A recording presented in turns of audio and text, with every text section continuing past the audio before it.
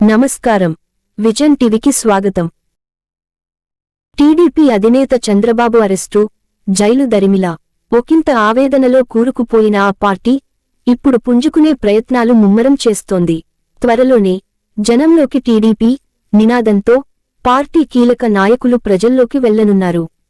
TDP అధినేత అక్రమ arrest, అరాచక పాలన వంటి వాటిని ప్రజలకు వివరించేలా ఈ కార్యక్రమాలు ఉండనున్నాయి.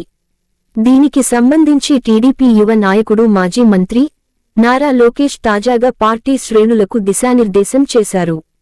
ప్రస్తుతం చంద్రబాబుకి మద్దతుగా రాష్ట్ర వ్యాప్తంగానే కాకుండా ఇతర రాష్ట్రాల్లోనూ విదేశాల్లో కూడా ఉద్యమాలు జరుగుతున్నాయని నారా లోకేష్ చెప్పారు.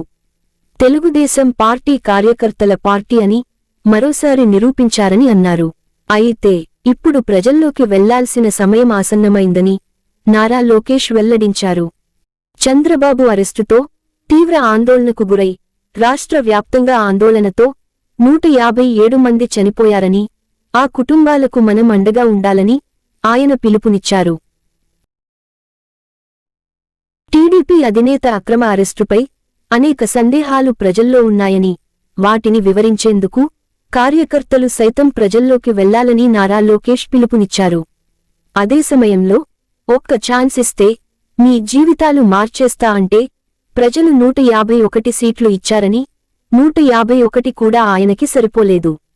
టీడీపీ నుండి 4 ఎమ్మెల్యేలను చేర్చుకున్నాడని, అందరూ ఆయన కేంద్రం మెడలు వంచుతాడు, రాష్ట్రాన్ని అభివృద్ధి చేస్తాడు, ప్రజల జీవితాలు మారిపోతాయి అని అనుకున్నారు.